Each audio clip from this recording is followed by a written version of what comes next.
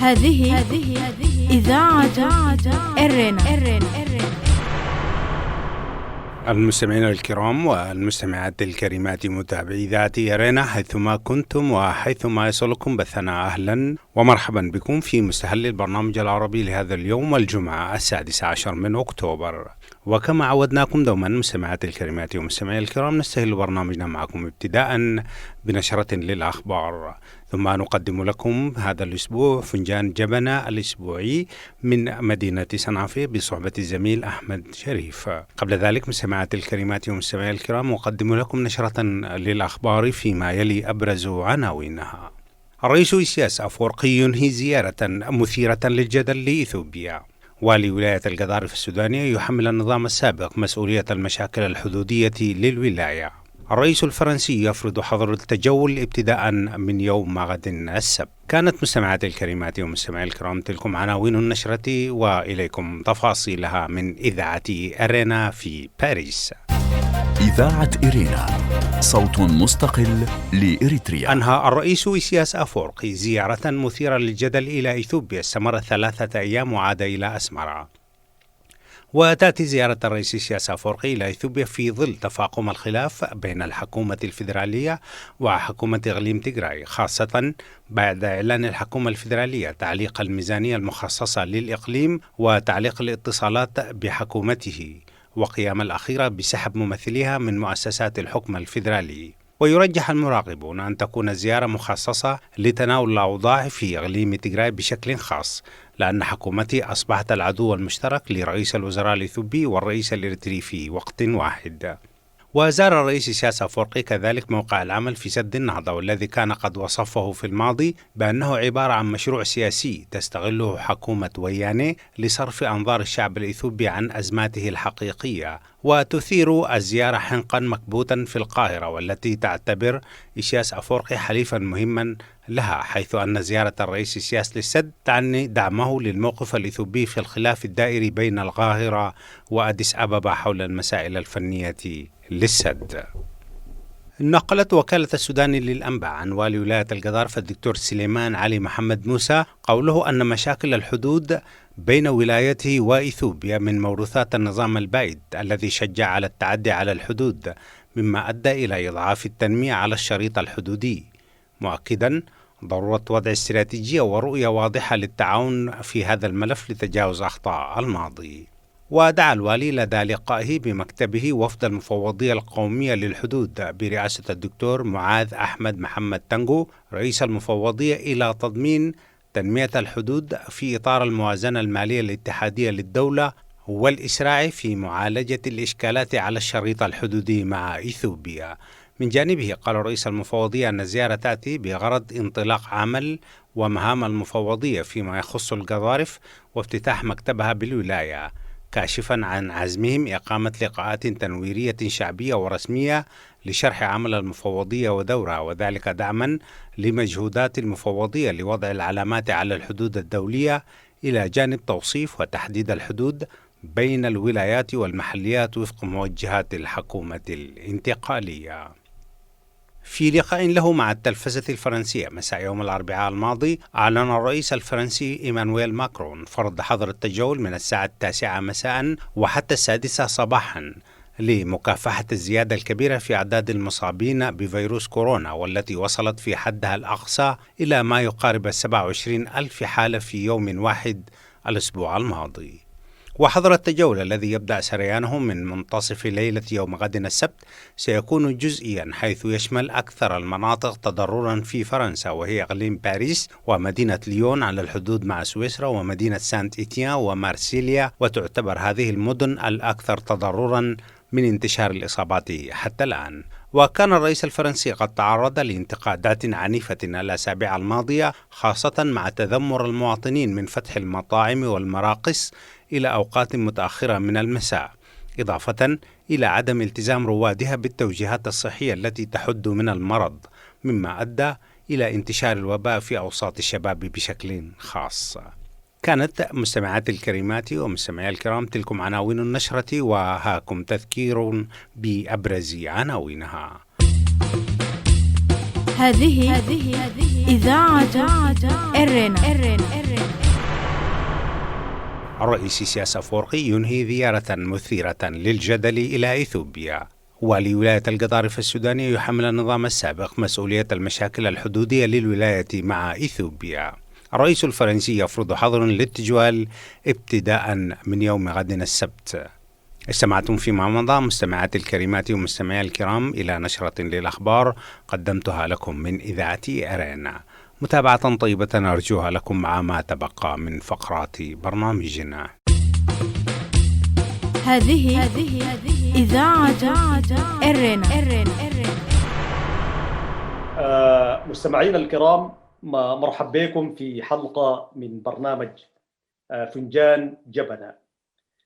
فنجان جبنة هذه المرة حتكون في مدينة صنعفة في الإقليم الجنوبي زي ما بيسموه هسي، لكن خلينا نقول إقليم أكلوكزاي. وفي مدينة صنعفة طبعا هذه المدينة التاريخية حنقعد نشرب فيها القهوة، وفي نفس الوقت حنحكي عن تاريخها، وفي نفس الوقت نحاول نتذكر الشخصيات الكبيرة والزعامات اللي كانت موجودة في المنطقة.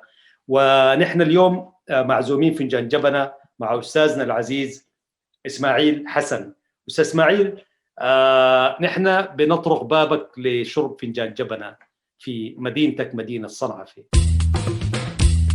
هذه إذاعة إرنا. يا مرحب، حياكم الله. نعم يا مرحب، تفضلوا. يا هلا وسهلا، شكرا لك أستاذ إسماعيل. أستاذ إسماعيل، طبعا قبل ما كده نشرب الفنجان دائما أنا لما أقول إسماعيل حسن طبعا طوالي يتبادر الذهن إلى أستاذنا وردي رحمة الله عليه والشاعر الكبير إسماعيل حسن. فكده أدينا يعني هذا الاسم بالنسبة لك، وأحيانا الناس يسألوك عنه وكده. كده حدثنا عن اسمك أول في البداية. والله اسم يعني هذا تم تعديله بعد الخروج من إريتريا، وإلا الاسم إسماعيل حاج حسن.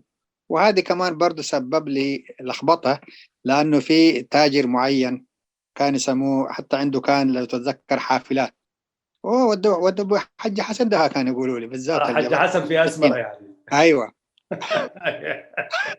فبعدين طبعا مع الخروج، مع طلوع جوازات بدون حج، سمونا إسماعيل حسن أحمد، لأنه إذا قلنا حج حيعتبروها اسم الوالد، بعدين حسن يكون جدي، وبالتالي ألغيت الحاج إسماعيل حسن أحمد خلاص. طيب لما نجيب في إسماعيل حسن مش تتذكر وردي والشاعر الكبير؟ أي بالتأكيد. نعم. عندك قصة في الحتة دي؟ والله ما إلا السودانيين لما عايز يعني غازلهم وادخلهم. طبعا انت تعرفين اسماعيل حسن الشاعر ووردي. ايه طبعا يقول على طول يعني، حتى البعض يعتقدون انا من اصل سوداني طالما عندي هذا الاسم. وبعدين نحن ما شعوب واحده يا استاذ اسماعيل. بالتاكيد، مجرد فروق حدود يعني عملها الاستعمار لاغراضه الخاصه. نعم. ونحيي عبرك سكان مدينه صنعفه اللي كانت في مدينة صنعفة ذاته، يعني طبعا كان كل الجنسيات موجودة، مش كده يا أستاذ إسماعيل؟ والله شوف، موجودين النصارى الإريتريين ويوروب لأنهم من تجراي، هم أساسا في محافظة، لكن سوقهم في صنعفة يوم السبت. سوق العام يجوا معاهم شطة واشتروا من سوق صنعفة. أما النصارى الموجودين من المقيمين من أيام زمان، وبعدين بعدهم ممن لم يسلموا أجدادهم. طبعا الشعوب إما تكون أي وثني أو يهودي أو نصراني. بعدين يجي الإسلام، ما نبتة إسلامي على طول كده تولد مسلم. بعد الناس عايزين. وبعد النصارى ما أسلموا، ما حالفهم الحظ، فما زالوا موجودين، ويعتبروا يعني علاقات جيدة جدا واحترام متبادل، ويقفوا مع الساهو ولو أنهم قلة في صنعفة. لكن نعتبرهم يعني دي لا قصة. فمثلا في أبو جويتوم اسمه كان أخواننا المسيحيين يعني. أيوة، أول طيار منهم، ومجموعة متعلمة أصبحوا كده. كان صديق الوالد يجي البيت، بعدين قلت له للوالد جويتوم كان جاي يسأل عنكم، ذكر على طول الثاني كف يا صفي، يقول أبو جويتوم. قال يا سلام. خلاص اتعرفت انا طبعا اخذك كافر، مش مشكله يعني. هو المجتمع ما فيه الاحترام الكبير والصغير. أيوة. نعم بصرف النظر عن الديانات. نعم.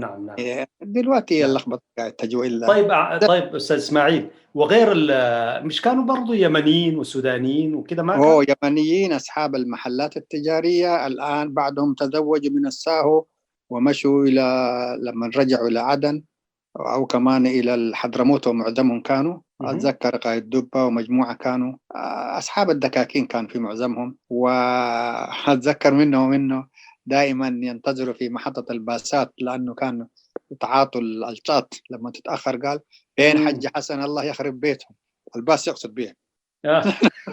نسأل ايش ما انت هل الباس التبوس الله ينعلم حج حسن تاخر انت تفتكر قاعد على ابوك يعني. بعدين فهمنا قالوا لي اسكت دي المساكين اللي اذا تاخر الباص كده يرتجف جسمهم كله ويتلخبط حالهم. طيب غير اليمنيين كانوا سودانيين؟ لا والله سودانيين ما كانوا حوساوي ولا ما اعرف واحد كان، وبسبب النظرة اللي السود خالص ما كان عنده تدخل، لازم بعدين طفش ومشى.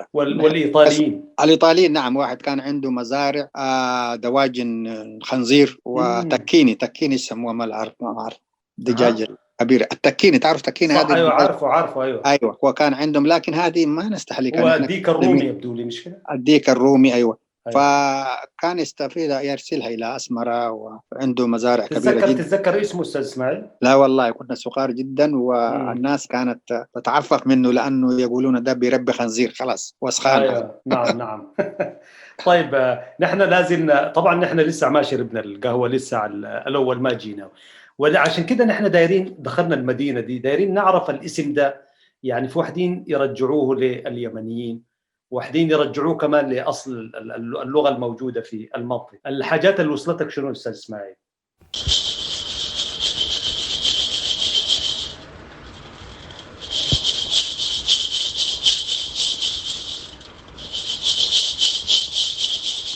والله أنا يعني منطقيا أقول لو كانت مدينة لما سميت من جديد صنعفي، أكيد كان حيكون لها اسم وطني يعني اسم أهل البلد. فهنا في إشكال في التشكيك في المسمى إنه جاء من اليمنيين. يقال إنه طبعا في الوضع الجغرافي مشابه لليمن، فعلا جبلي، ويقال رواياتي ما عنده شيء تسندها. صنعاء فين؟ قالوا طالما هم هنا صنعاء، يعني تساءلوا أحدهم يقول صنعاء فين، بعدين سموها صنعاء فين. لكن القريب في قبيلة تسمى صنعاء فين من الساهو، ومن ضمنهم لو تذكر أبو نوال محمد إسماعيل الله يرحمه. نعم والده شيخ كبير جدا جنب المسجد بيته، والناس تمشي تأخذ بركاته ما إلى ذلك. فبالتالي هذه إيش هو خلفيتهم ما أقدر أفتي فيها، لكن الناس لهم مكانتهم في المجتمع الإريتري تاريخيا، ونضالاتهم ودينهم كل شيء معروف. يعني أنت تميل إلى أن الكلمة هي محلية؟ والله لا أعتقد أنا شخصيا، لأنه إذا كانت هي جت من اليمن طيب إيش كان اسمها؟ ناس يسموها بالساهو حكير. طيب. معناه زي ما تقول الآن لما واحد خارج صنعفة وين ماشي نازل حكير، ماشي حكير يقول لك السوق المدينة صنعفة، هذا سموه كده. وبالتالي ما استبعد انهم جاء الاسم من اليمن. جميل، يعني ممكن يكون الاسم الاصلي حكير. وبعدين مع وجود اسم قبيلة صنعفة اصلا وما هماش يمنيين، ساهو اصلا وجدا. يا سلام، جميل جدا. وحكير يعني شنو بالكلمة السابعة؟ والله ما لها اسم، حكير بمعنى تجي سوق كمان. لكن في صنعفة مقصود بها المنطقة دي. ماشي حكير لما يقول لك معناها ماشي صنعفة. طيب أعزائنا المستمعين، لازلتم مع حلقة في برنامج فنجان جبنة، وفنجان جبنة اليوم بنشربه في مدينة صنعفة مع معية أستاذنا إسماعيل حسن. أستاذ إسماعيل، الجبنة في بيتكم وانت صغير يعني ذكرياتك معاه شنو؟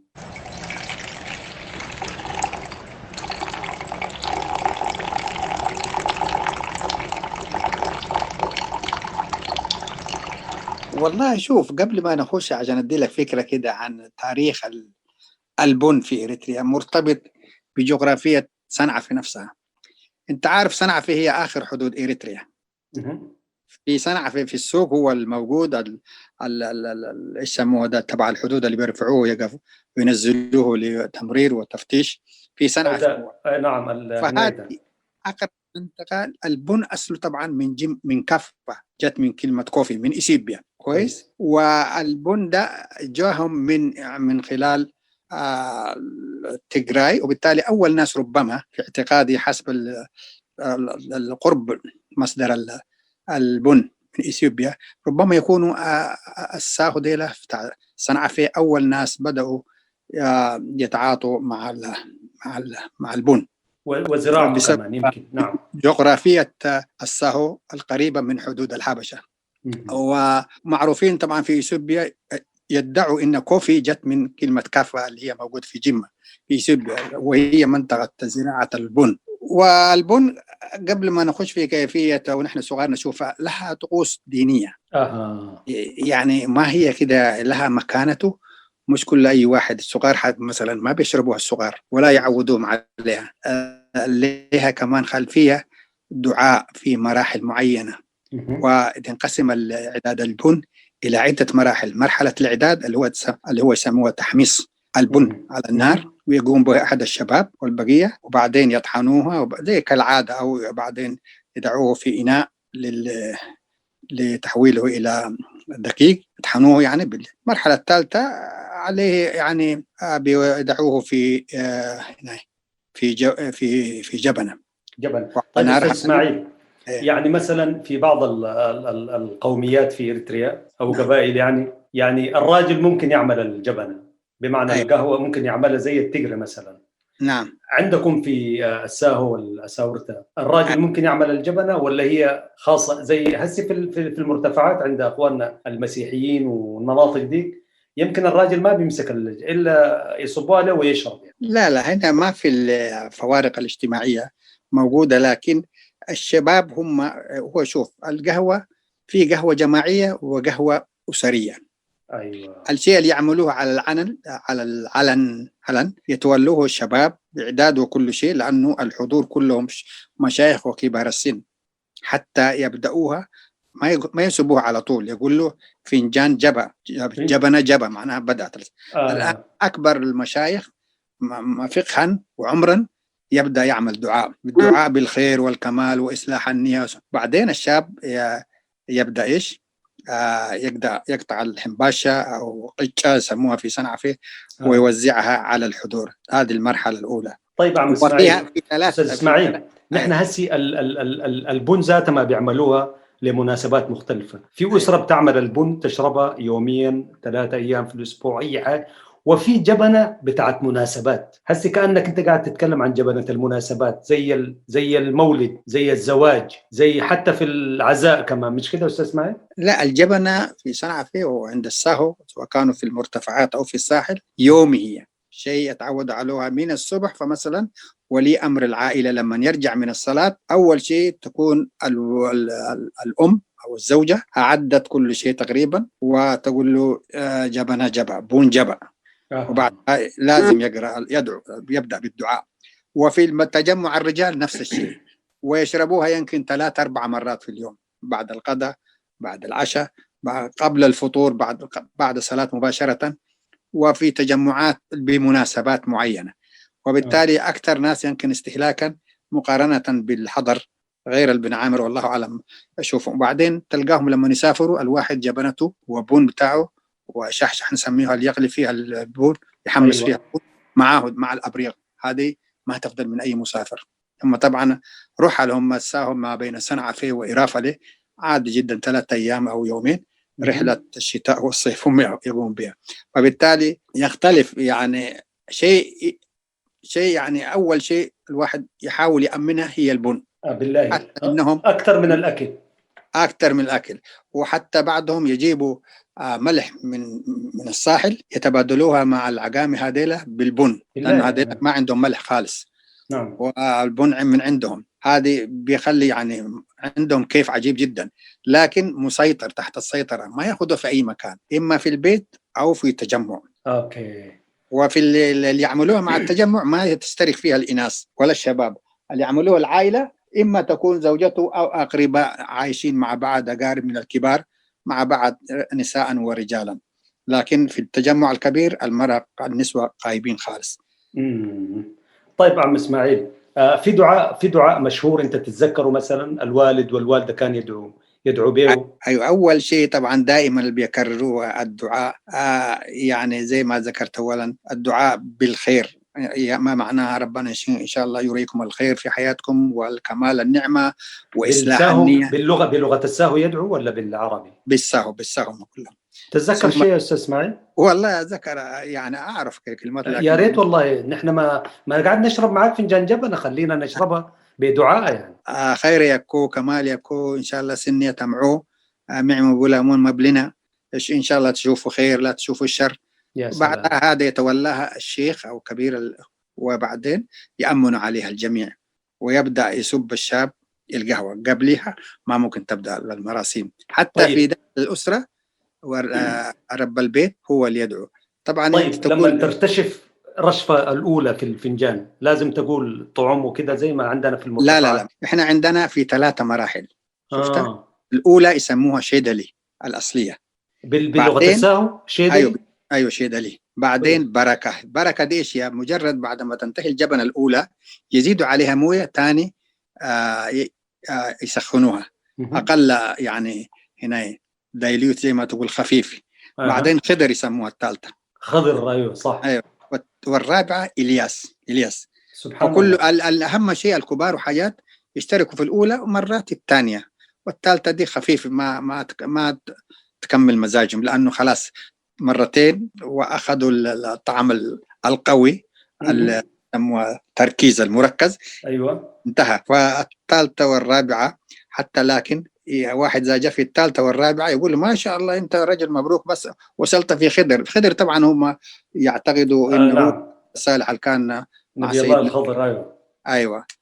واللي هو بدأ بالمناسبة نظام الإنذار 3 القاعدين الآن الغرب يتصدقوا بها. عندك فكرة اللي هي أول مرة لما قالوا عايز أمشي معاك يا أخي أنت ما تقدر. نعم لك أول مرة خرج مع سيدنا موسى تعمل كذا. نعم. أنا قلت لك ما تقدر. طيب بعد كده ما هكرر معنا. ثاني مرة قتل ابن، قال له كيف تقتل ابن بريء بدون أي ذنب؟ نعم. قلت لك 2. ثالث مرة لما بنى صد جماعة ما عايزين يدوله، قال له 3 خلاص انتهى.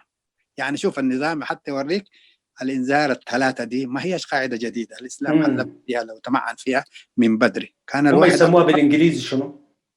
warnings warning number 1. لكن هم قبل بدل warning عندهم reprimand توبيخ. العرب دادفع عليها قبل التوبيخ تنبيه. معناه لا اسمع الكلام ده ما كويس. ده تنبيه تالي توبيخ. انت كيف ما كذا مره قلت لك الانذار الثالث وبعده الفصل يعني. لا بعدين انذار اول. شوف قبل الانذار يدوك تنبيه وبعدين توبيخ بعدين انذار warning number 1 2 3 اوت. فهي كلها، لكن ما زالت 3 هي الاساسيه. بعدهم نعم طبعا نظامنا الموجود في أسمرة طبعا ما شغال بالحاجات دي في إطار العمل يعني. مثلا كده شوية دائما الجبنة ما فيها سياسة، مش كده أستاذ إسماعيل؟ والله شوف السياسة فيه وفعلا سمعناها كثير. أتذكر لما يدعو كان يدعو له بدون ما يذكروا هاي السلاسة يسموه صاحب الدقن. إن شاء الله ربنا يشيله، إن شاء الله يشوف موت لم يمت أحد. لا يضمنوها في الدعاء دون ذكر اسمه. في الدعاء. ومرة واحدة مع أنه حيزعل بعض الناس ليش قاعد تذكر أيام فطر. تذكر فطر دي كانت طبعا إيثيوبيين كان يطلبوا من أعيان البلاد يمشوا ويجيبوا يرجعوا الجبهة وإلا حنعمل كذا. عملوا نفس الشيء في أكل جزائر، قالوا أمشوا وإلا هو بعدين عمدا يجوا في موسم الحصاد عشان يخوفوا الناس، يا تطلعوهم أو تجيبوهم عندنا وإلا حنحرقكم. جو جنب فطر جو ناس كتار من ضمن الشيخ صالح حامد، الشيخ حسين، كل أعيان البلاد، صنوبرة، صالح إدريس والشيوخ هذيلا كلهم. فسفهاء القوم تولوا التحقيق معهم ديلا. ما عايز أذكر أسمائهم، من استعد منهم مات من الجبهة. كان إيش يخلعوا عمايمهم بالغصن الشجر، أنت يا عميل مش عارف إيه. أنا كنت هناك أيامها. فزعلوا طبعا بعض المشايخ. وأتذكر الجنود الساهو كمان مسكوا دفاعات، قالوا إذا لمستوا أي واحد من ديلا أنزل الجبهة. قالوا لهم خلاص هنا حتنتهي الجبهة، لأنه عيان البلد هم يسبين طبعا لإقحام هذه فتنة هي. والجبهة كان لها مبرراتها طبعا. الناس إيش اللي كانت تزعل؟ إيش معنى ما كل المديرية كانت ترسل يقول والله رفضوا مننا ديلا ما يسمعوا كلامه ويرجعوا. إيش معنى ديلا يتبهدلوا كل شيء؟ فيها كان دواعي أخرى ما في داعي أذكرها. نعم. المهم أتذكر دلس أنا قاعد الآن ماشي لأول مرة إلى إرافة، لأن محل الاجتماع جنب منطقة إرافة اللي يسموها فطر ما بين زولا وإرافة. فجمعوا بعدهم يقولوا لما عايزين يدعوا لعلمك يقول له هل نحن مع بعض إن كهنا نينو، يقول لك هل نحن مع بعض. لما يقول لك العادي يفهمها يعني هل كل الناس موجودين، لكن معناه هل قلبا وقالبا ندعو مع بعض. يو يقول نعم. عشان الصديق بدأ يقول له تمرين إن شاء الله تدين أكونا تد تمدي. هاي إن شاء الله هذيلا هل يقال عنهم كانوا هنا وهناك. والجبهة سبحان الله. طبعا ده تاريخ سبحان الله. شكرا لك. شكرا لكم مستمعينا الفاضل. كان معكم أستاذنا إسماعيل الحسن. تحدثنا عن الجبنة. فنجان جبنة كانت في مدينة صنعاء وحتى جديد الملتقى. تحيات محدثكم أحمد شريف برفقة زملائي فتحي عثمان وبنيام سمعون في الهندسة الإذاعية والإشراف والإخراج العام. السلام عليكم ورحمة الله وبركاته. هذه إذاعة إرنا. المستمعات الكريمات والمستمعين الكرام، أهلا وسهلا بكم مجددا. وقبل ختام فقرات برنامجنا لهذا اليوم أقدم لكم موجزا لأهم ما ورد في صدر نشرتنا الإخبارية. الرئيس إسياس أفورقي ينهي زيارة مثيرة للجدل إلى إثيوبيا. أنهى الرئيس إسياس أفورقي زيارة مثيرة للجدل إلى إثيوبيا استمرت 3 أيام وعاد إلى أسمرة. وتأتي زيارة الرئيس إسياس إلى إثيوبيا في ظل تفاقم الخلاف بين الحكومة الفيدرالية وحكومة إقليم تيغراي، خاصة بعد إعلان الحكومة الفيدرالية تعليق الميزانية المخصصة للإقليم وتعليق الاتصالات بحكومته، وقيام الأخيرة بسحب ممثليها من مؤسسات الحكم الفيدرالي. والي ولاية القضارف السوداني يحمل النظام السابق مسؤولية المشاكل الحدودية لولايته مع إثيوبيا. نقلت وكالة السودان للأنباء عن والي ولاية القضارف السودانية الدكتور سليمان علي محمد موسى قوله أن مشاكل الحدود من موروثات النظام البائد الذي شجع على التعدي على الحدود، مما أدى إلى إضعاف التنمية على الشريط الحدودي، مؤكدا ضرورة وضع استراتيجية ورؤية واضحة للتعاون في هذا الملف لتجاوز أخطاء الماضي. أخيرا مستمعات الكريمات ومستمعي الكرام، الرئيس الفرنسي يفرض حظرا للتجوال ابتداء من يوم غد السبت. في لقاء له مع التلفزة الفرنسية مساء يوم الأربعاء الماضي، أعلن الرئيس الفرنسي مانويل ماكرون فرض حظر التجول من الساعة 9 مساء وحتى 6 صباحا لمكافحة الزيادة الكبيرة في أعداد المصابين بفيروس كورونا، والتي وصلت في حدها الأقصى إلى ما يقارب 27,000 حالة في يوم واحد الأسبوع الماضي. وحظر التجول الذي يبدأ سريانه من منتصف ليلة يوم غد سيكون جزئيا، حيث يشمل أكثر المناطق تضررا في البلاد. كان هذا مستمعات الكريمات ومستمعي الكرام موجزا لأهم ما ورد في صدر نشرتنا الإخبارية لهذا اليوم، وبه نكون وإياكم قد وصلنا إلى نهاية فقرات برنامجنا. قبل الختام أذكركم دوما وكالعادة بأنكم يمكنكم الكتابة إلينا والتواصل معنا على البريد الإلكتروني arabicerena@gmail.com. وحتى الملتقى بكم مجددا مستمعات الكريمات ومستمعي الكرام في حلقة جديدة من برنامج فنجان جبنة الأسبوعي والبرامج الأخرى لإذاعة إرنا. لكم تحيات زميلي أحمد شريف ومحدثكم فتحي عثمان، وأتقبل كذلك تحيات زملائي في الاستوديوهات الرئيسية للإذاعة في باريس. ودمتم في رعاية الله وحفظه وأمانه. هذه إذاعة إرنا.